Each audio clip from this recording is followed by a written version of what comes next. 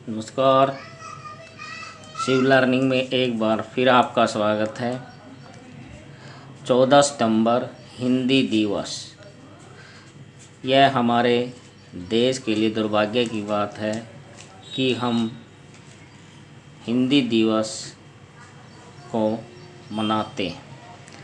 इतने बड़े हिंदी भाषी राज्य में या देश में हिंदी को वो स्थान नहीं मिल पाया है जो मिलना चाहिए।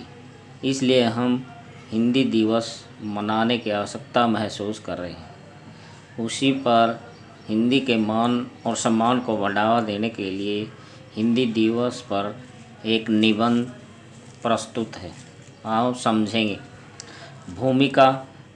भारत देश अनेक विभिन्नताओं से परिपूर्ण देश है। यहाँ पर धार्मिक, भौगोलिक तथा जातियों में विभिन्नता के साथ साथ एक और विभिन्नता हमारे सामने सुरसा राक्षसी के मुख की तरह खड़ी हुई है। वह है भाषाई विभिन्नता। अगर समय रहते इस समस्या का समाधान नहीं किया गया तो यह हमारे देश तथा इसकी एकता व अखंडता के लिए समस्या पैदा कर सकती है। भारत में अनेक भाषाएं एवं बोलियां बोली जाती हैं और जाती रहेंगी, मगर जो विवाद का कारण हिंदी को राष्ट्रभाषा तथा राज्य भाषा को न मानने के कारण है, वह शायद अन्य दूसरा न हो। अंग्रेज़ों ने सस्ते कलरक तथा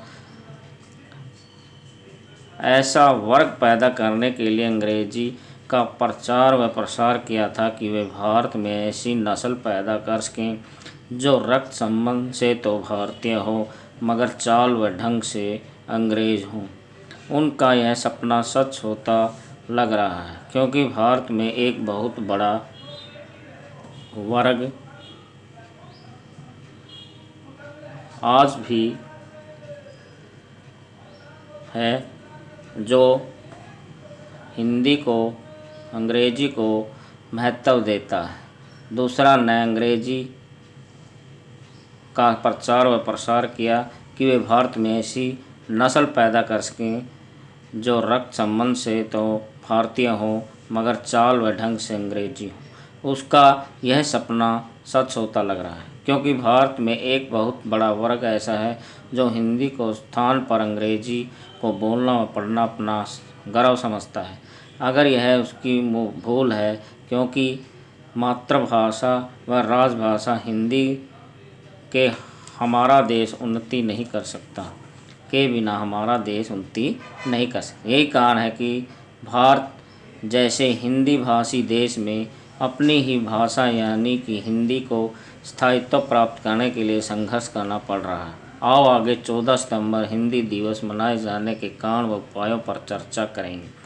अब प्रश्न यह उठता है कि हिंदी दिवस 14 सितंबर को ही क्यों मनाया जाता है। इसके पीछे एक अवधारणा यह है कि हिंदी के अन्य भाषाओं के मुकाबले पिछड़ेपन से बचाने के लिए हमारे संविधान निर्माताओं ने 14 सितंबर 1949 को इसे आधिकारिक तौर पर राष्ट्रभाषा का दर्जा दिया गया तथा 26 जनवरी 1950 को इसके आधिकारिक स्वरूप को अपना भी लिया गया। इसी कारण हिंदी के सम्मान में प्रत्येक वर्ष 14 सितंबर को राष्ट्रीय हिंदी दिवस मनाया जाता है। अंग्रेज द्वारा भारत छोड़ने से पहले ही भारत में फूट डालो और विभाजन के बीज बोने शुरू कर दिए थे, चाहे वे धर्म का क्षेत्र हो चाहे भाषा का। अंतरिम सरकार के गठन के समय उन्होंने अपने उद्देश्य स्पष्ट जाहिर करते हुए कहा था कि भारत के सभी देशी रियासतों को पूर्ण स्वतंत्रता है कि वो भारत या पाकिस्तान के किसी में भी मिल सकते हैं या अपनी अलग सत्ता स्थापित कर सकते हैं। उनकी यह चाल ही सफल रही और भारतीय राज्यों ने अपने आप को धर्म और भाषा के आधार पर अलग राज्य अस्तित्व में आने लगे। कुछ दक्षिण के राज्य जैसे आंध्र प्रदेश, तमिलनाडु, केरल, पंजाब और राज्यों के उदय भाषा के आधार पर ही हुए, मगर भाषा को किसी राज्य के गठन का आधार माना गया तो भारत जैसे विशाल देश के असंख्य टुकड़े हो जाएंगे तथा उसकी एकता व अखंडता को हानि पहुंचने की संभावना है। हिंदी की महत्व न मिलना। बड़े अफसोस के साथ कहना पड़ रहा है कि हिंदी विश्व स्तर पर चौथी सबसे अधिक बोली जाने वाली भाषा है, मगर यह उसका दुर्भाग्य है कि इसके अपने देश के लोग इसको महत्व नहीं देते और हिंदी बोलना और पढ़ना हीन समझा जाता है। स्कूल, कॉलेज, कॉर्पोरेट कार्यालयों में अंग्रेजी तथा अंग्रेजी बोलने वालों को प्राथमिकता दी जाती है। यही कारण है कि आज हिंदी पिछड़ती जा रही है। हिंदी को प्रतिष्ठा व सम्मान दिलाने वाली विशेष घटनाएं हिंदी दिवस मनाने का मुख्य कारण है कि लोगों में हिंदी के प्रति सम्मान व प्रतिष्ठा की भावना को जगाना है। इसके लिए हर साल राष्ट्रपति द्वारा हिंदी तथा हिंदी साहित्य व हिंदी के विभिन्न क्षेत्रों में योगदान के लिए सम्मान व पुरस्कार दिए जाते हैं। इसी दिन विभिन्न विभागों, मंत्रालयों, सार्वजनिक उपक्रमों को राजभाषा पुरस्कार भी प्रदान किए जाते हैं। भोपाल सम्मेलन में कहा था कि अंग्रेजी, हिंदी और चीनी डिजिटल दुनिया का राज करने जा रहे हैं। केंद्रीय रक्षा मंत्री राज सिंह ने भी संयुक्त राष्ट्र संघ में हिंदी को आधिकारिक भाषा का दर्जा देने का मुख्य मुद्दा उठाया था। हिंदी दिवस एक उत्सव की तरह है। स्कूलों और कॉलेजों में हिंदी के मान सम्मान के लिए अनेक कार्यक्रम का आयोजन किया जाता है। उनमें वाद विवाद, कविता व कहानी बोलने की प्रतियोगिता आयोजित की जाती है। इस दिन शिक्षक भी हिंदी तथा हिंदी भाषा की महत्ता पर प्रकाश डालते हैं तथा उसके भाषण का विषय मानते हैं। एक दिन कई हिंदी माध्यम के स्कूलों में हिंदी निबंध प्रतियोगिता तथा कहानी लेखन का भी आयोजन किया जाता है। इन सब का मुख्य उद्देश्य आजकल के बच्चों व युवा पीढ़ी में हिंदी के प्रति मान व गौरव को बढ़ावा देना है। हिंदी को गौरवान्वित करने में कविता एवं साहित्यकारों का योगदान। समय समय पर हिंदी के कालखंडों में अनेक कवि एवं साहित्यकार हुए, जिन्होंने अपनी कविताओं एवं लेखों द्वारा हिंदी भावधारा को प्रभावित किया है। इसमें मुख्य रूप से प्रेमचंद, राहुल सांकृत्यायन, महादेवी वर्मा, हजारी प्रसाद द्विवेदी, रसखान, कबीर, सुमित्रानंदन पंत तथा केदारनाथ अग्रवाल के नाम सुनहरे अक्षरों में लिए जाते हैं, जिन्होंने अपनी रचनाओं एवं कविताओं के द्वारा हिंदी को विश्व स्तर पर पहचान बनाने में महत्वपूर्ण भूमिका अदा की है तथा हिंदी साहित्य उसका सदा ऋणी रहेगा। गांधी जी ने भी हिंदी को राष्ट्रभाषा और राजभाषा के रूप में अपनाने की बात कही थी। गांधी जी ने असहयोग आंदोलन के दौरान भी देशी शिक्षण संस्थानों की स्थापना तथा हिंदी पर बल देने की बात पर सारा सहमति बढ़ती जा रही थी। राष्ट्रभक्ति, राष्ट्रीय चेतना एवं संस्कारों का समावेश है। हिंदी हमारी मातृभाषा के साथ साथ आत्मीयता भी अपनाए हुए है। हम हिंदी बोलते हैं और इसमें कोई औपचारिकता दिखाई नहीं देती। जिस प्रकार हमारा अंतर्मन होता है उसी रूप में दूसरों के सामने प्रकट हो जाता है। अगर युवा पीढ़ी हिंदी को पढ़ेगी, जानेगी, समझेगी तो उसमें राष्ट्रभक्ति तथा संस्कारों का समावेश अवश्य होगा, क्योंकि हिंदी तथा हिंदुस्तान के लोगों में यह गुण है कि अगर वे किसी के साथ छा जाएं अर्थात प्रभावित करें तो अवश्य ही वह उन्हें अपना बना लेती हैं। हिंदी के बोलने में संस्कार स्वयं ही प्रस्फुटित होने लग जाते हैं। हिंदी में इतने गहराई है कि इसमें अलग घुल जाएंगे उतना ही संस्कारों व पौराणिक मूल्यों की स्थापना करते जाएंगे। हिंदी हमारी गौरवपूर्ण मातृभाषा है। हिंदी हमारी न केवल मातृभाषा अपितु हमारी राष्ट्रभाषा भी, जिसमें सारे विश्व में भारत का मान बढ़ाया।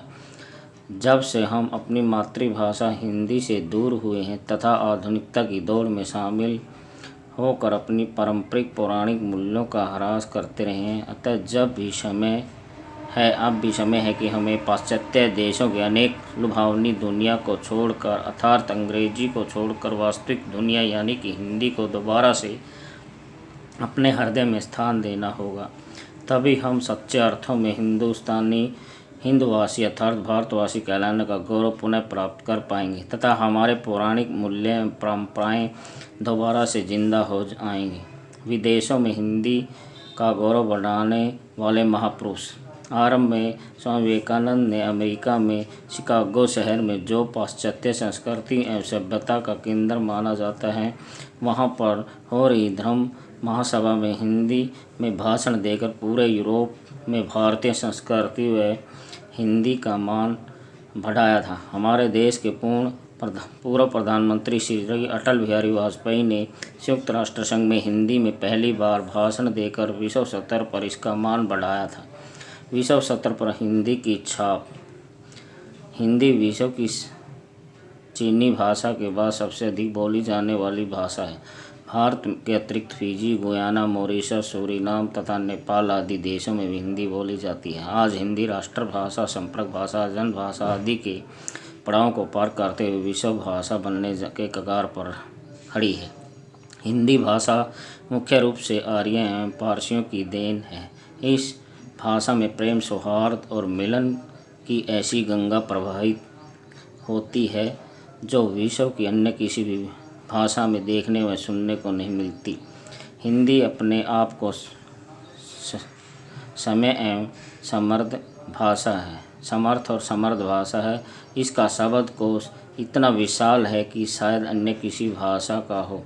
प्रकृति से यह अति उदार, ग्रहणशील, सहिष्णु एवं भारतीय राष्ट्रीय चेतना के साथ साथ विश्व की राष्ट्रीय चेतना की भी संवाहिका बनी कही जाती है। अंतर्राष्ट्रीय स्तर पर भी हिंदी के प्रति प्रेम व जागरूकता फैलाने के लिए विश्व में हिंदी सम्मेलन करवाने की परंपरा शुरू की गई है।